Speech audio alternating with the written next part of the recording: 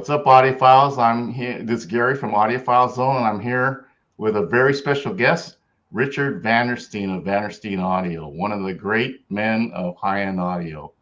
How you doing, Richard? Doing fine, Gary. Glad to It's be good to here. see you again. You bet. So I thought this would be a good chance for us to do a video on what makes a Vandersteen. And Vandersteen is a very unique design, so it's something that I wanted to discuss with you, and we could talk over some of the main points. Okay? Sounds good. Let's go. Do it.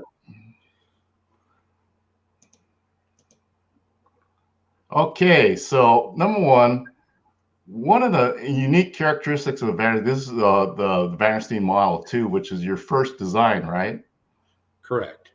And number one thing that I see in it, and that is pretty unique these days, is the minimum baffle design. How did you come up with this design? Well, it all started off. Our first speaker was a big box with a lot of woofers and multiple mid ranges and tweeters. It was designed to just pound and play loud. The only ones that were ever produced were actually used in discos. That was just the kind of a speaker that it was designed to be. And played them for for a high-end store in Visalia, and started having meetings every Thursday, playing with these things and improving them and listening to them, and then I would make improvements, and then we'd do it again the next Thursday. Anyway, I'll skip a lot of the boring stuff. At some point, decided that this might be a way for me to make a living. And newly married at the time, child on the way, that decision was made. And the guys over in Visalia, they were going to do the marketing, and I was going to do the design and run the factory. After one of those evenings, they started talking about East Coast sound, West Coast sound. And, now mind you, I've already prepared myself to quit a $75,000 a year job back in the mid 70s, and was kind of, ready to go on this. And my marketing people are talking about, what are these things going to sound like? And after that evening, I was pretty disappointed. And during that week, thought about it a lot. And the next Thursday, I said, guys, why don't we try to make a speaker that doesn't have a sound, that has as little of its own character as possible, and let's represent the music and the recordings for what it is. So the first thing that happened is the woofer stayed in the box, and the mid-range and the tweeter ended up on a pole on top of the box.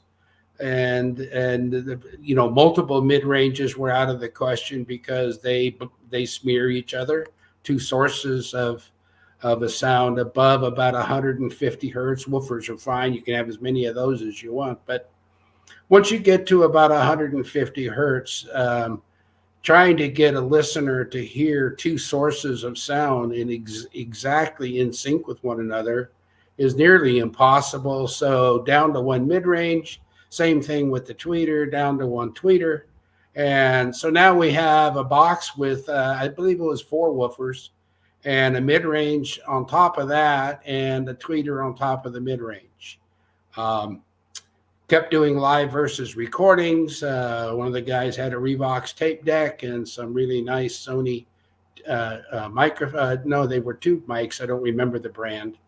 But anyway, we made recordings of everything you can imagine and played it back and just kept making changes to the speaker to try to reproduce a sound that we had just recorded to the best of our ability. And made a lot of big changes. It was some of the changes were surprising.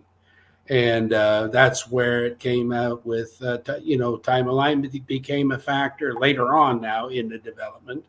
And first order filters became mandatory. And in the end, the end design was the Model 2. And this kind of had an RTD, kind of a Star Wars look to it. And it rains seldom here in the valley, but one particular night it was raining. And the question as we folded up that Thursday evening is, how are we going to make this presentable enough to sell? And it was raining, and I went to opened up the closet and saw that closet pole and said, you know what? We put one of those on each corner and wrap it in fabric. Nobody will see all the sins and the staple holes and all of this this crazy stuff underneath. And that's the Model 2. The interesting thing is everything we make today, including the Model 7s, is still based on all of those design principles that we discovered back in the mid-70s. What kind of changes have you made as far as the cabinets and whatnot? Well, since then, it's been mostly a refinement of materials, refining the cosmetics. A lot of people say, whoa, the Trio is a way different thing for you, Richard. What, did you change your mind?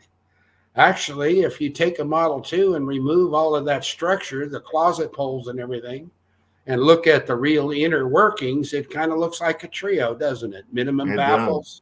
And so it's the same thing. We just made the inside prettier and made sure that the corners were not diffractive, put veneer on it, and went with the box in a box, which is a big deal on the Trio and up.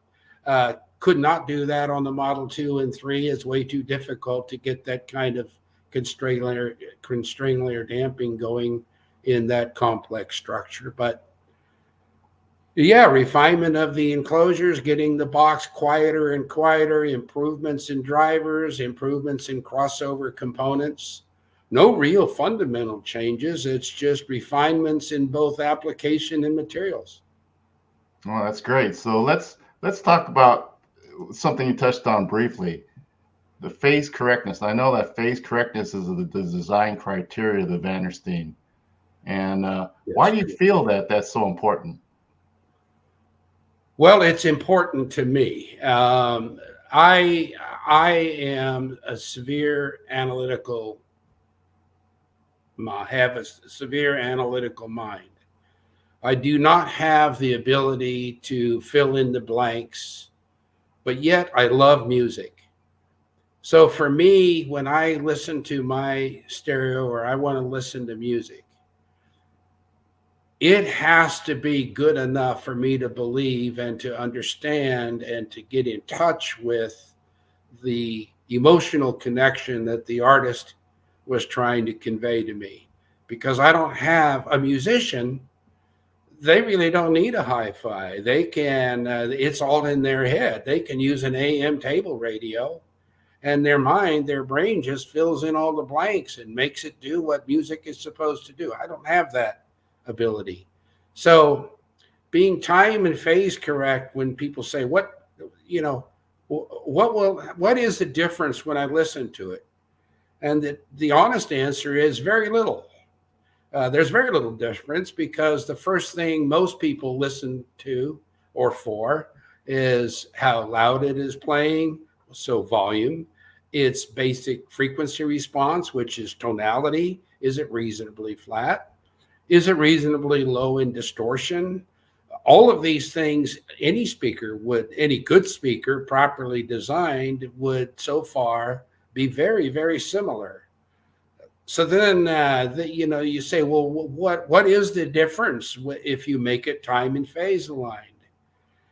Well, now this gets to be pretty significant once to many people, not all, once you've discovered it. And let's take a rim shot, for instance. Typical loudspeakers have every other driver out of phase.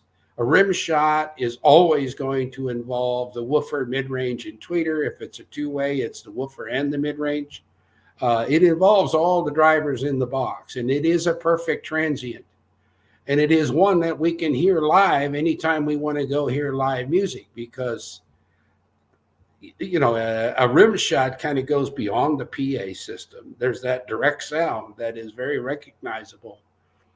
So this impulse is made with three drivers, and if they're not in alignment with one another, you lose that natural kind of jump factor that you get, where the positive pressure that is impacted on the space in the area in that room, and the space in that room then impacts our eardrum in a positive way. And it does that in the low frequency part of it, and the mid frequency part of it, and the high frequency part of it. It impacts the eardrum all in phase and in time, as it would have been had you been in that studio. Now, this is something that is not real obvious until you notice it. Once you notice it, from that point on, almost everything seems just somehow a little bit wrong. Like I said, not everyone is sensitive to that. I happen to be, because I need it all. I need as much of that as I can get to make me believe that performance. There's two kinds of recordings. One is trying to reproduce the event in your sound room between your speakers. The other type of recording is trying to transport you to the venue. Either way, regardless of which one it is, I need to believe that it could have been, that it truly is realistic enough to where I could have been transported there, or they could have been in the end of my living room. And this is it's very, very important to me, and important to anybody that's sensitive to this timing thing. Right. I know that you're a stickler for setup, and this ties into this philosophy.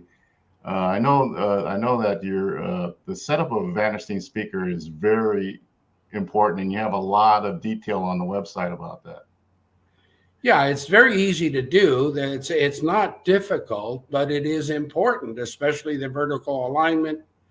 If it weren't so, then the whole idea of time alignment would be bunk, wouldn't it? I mean, right. If it didn't make any difference to get it aligned correctly, then Richard Vandersteen's full of shit. Alignment doesn't mean anything. And trust me, that's not the case. But I believe all systems benefit when they're set up correctly.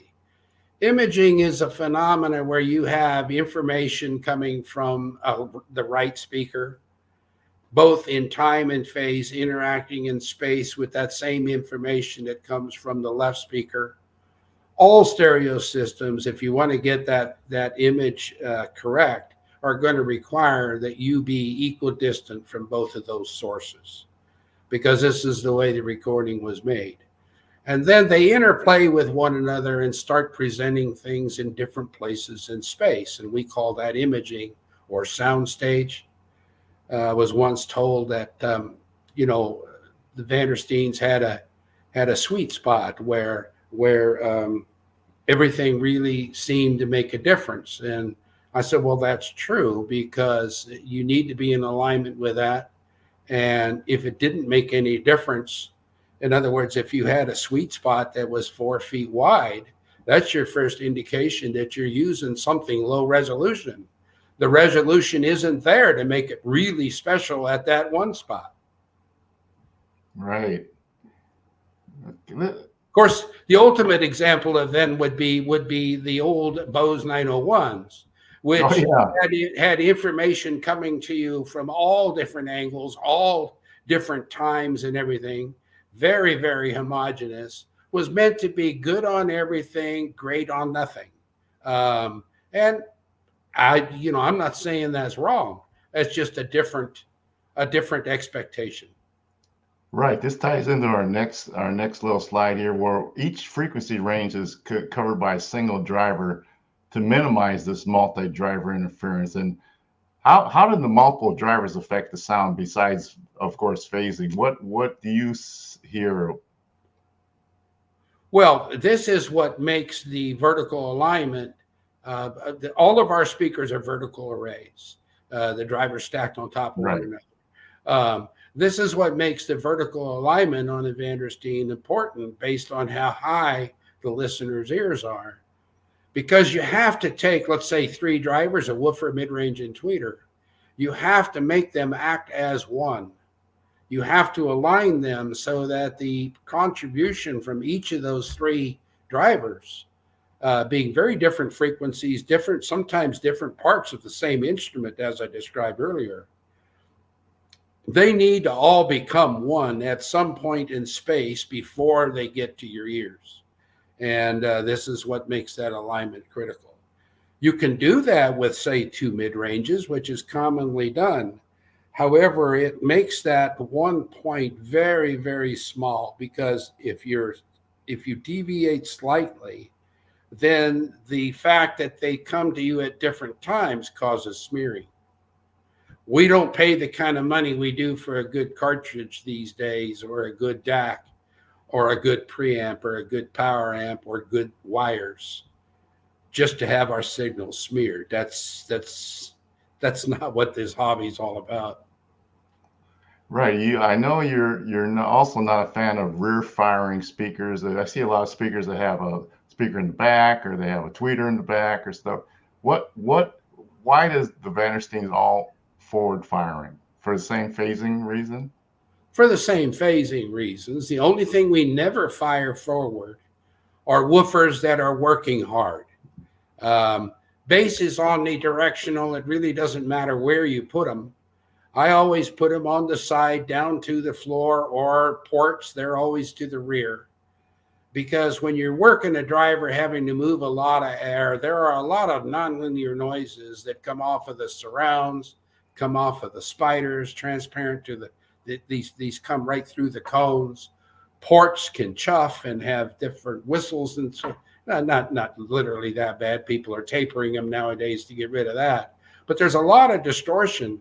And the problem is all of this distortion lays in the mid-range, where it is going to compromise your sound stage. So our woofers are always indirect. Everything else is direct above 150 hertz approximately, because our ear brain was designed to focus on the direct sound and then notice the space it's in later. But our main focal point is always the direct sound.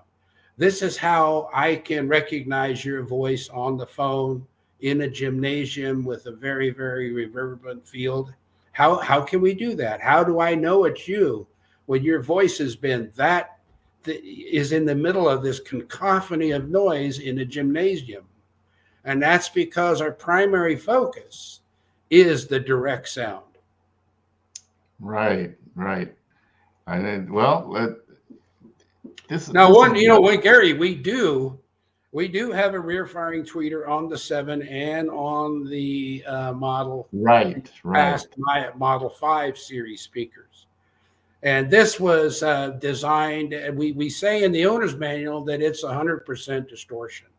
What I mean by that is everything on the recording was already delivered to the listener by the front firing tweeter. Right. Back in the days, there was this live end, dead end thing where people were acoustically making the end of their sound rooms, the speaker end, so dead, and they are leaving the listener end so live, right, that you could get into these situations, and with the proper amplitude response coming from the speaker, the sound could be dead because so much of it was absorbed in that, all of that absorption in the speaker end of the room. Well, instead of playing the tweeter louder to overcome that, like a lot of speaker designs do, they just play them louder to make them sound more hi-fi, more spectacular, easier to sell.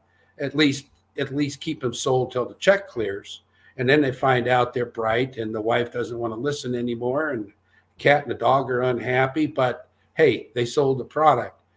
Instead of playing the tweeter louder, I wanted to leave that direct sound to be intact, tonally and timbrally still intact with what that recording represented.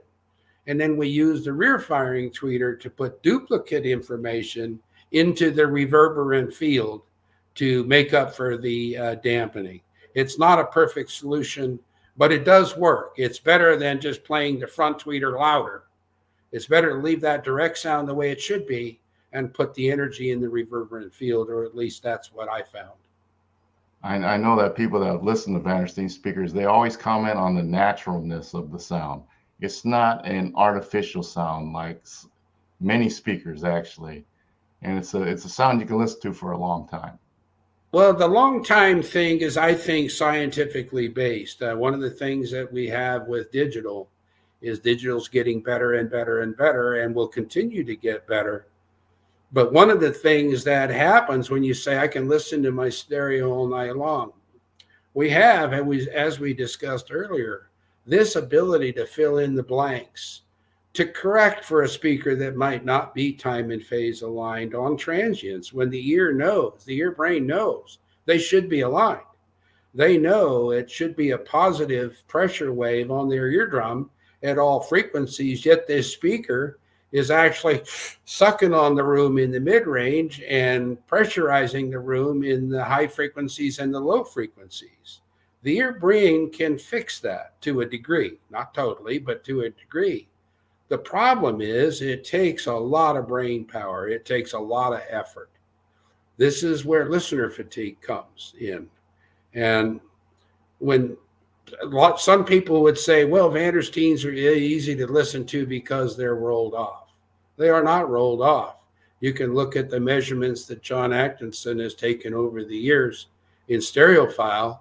And when you look at the near field measurements, you can see that they are flat out to beyond 20K.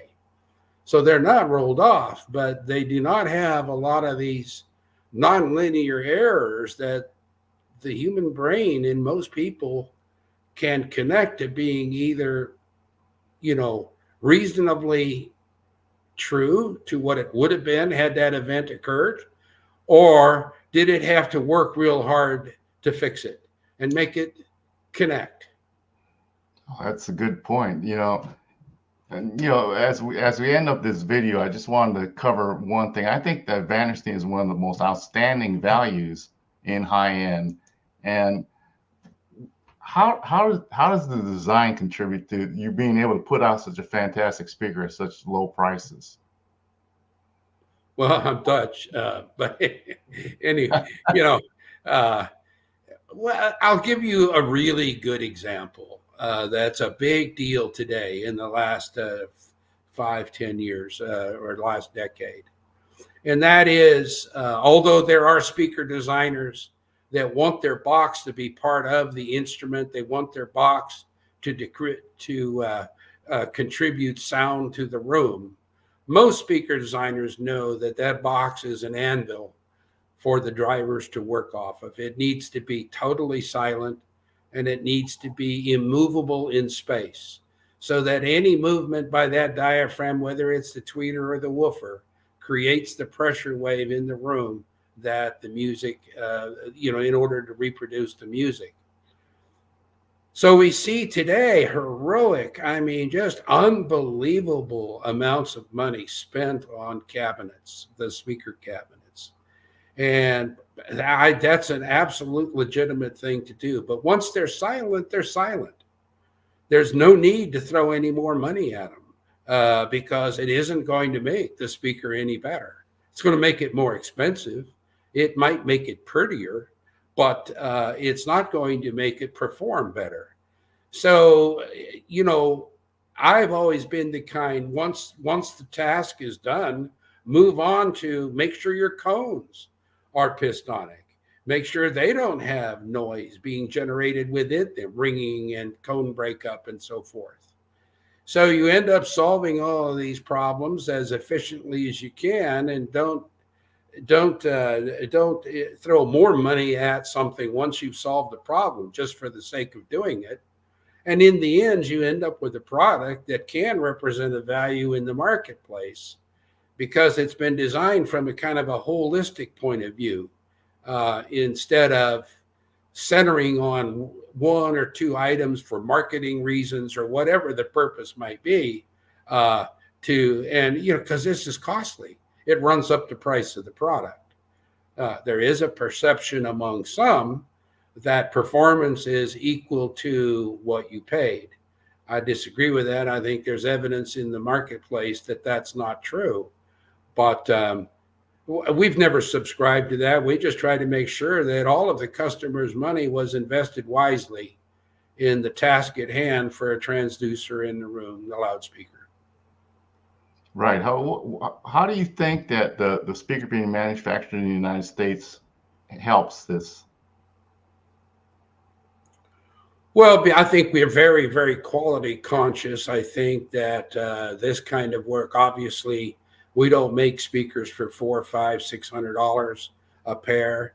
That work just can't be done here. That work needs to be sourced where you have lower costs of doing business. But at some point, by being innovative and very careful how and watching the overhead, having realistic expectations as to what the marketplace can do for you, I think manufacturing in the United States, where you're proud of your work, where you have employees who are proud of the product that they're helping to put into the marketplace. It's not just numbers. It's not just dollars. It's not just work 8 to 5. It's all part of their passion. Well, that's great. So we're going to end up this video now, but I would like you to come back and talk specifically about the Vandersteen subwoofer design, which I think is unique in the marketplace. I'm hoping you'll be able to do that at some point. Well, let me know. Okay, I'll let you know. Again, this is Richard Vandersteen of Vandersteen Audio, one of the really pioneers of high-end audio. And thank you so much for coming by. Thank you, Gary. It was my pleasure.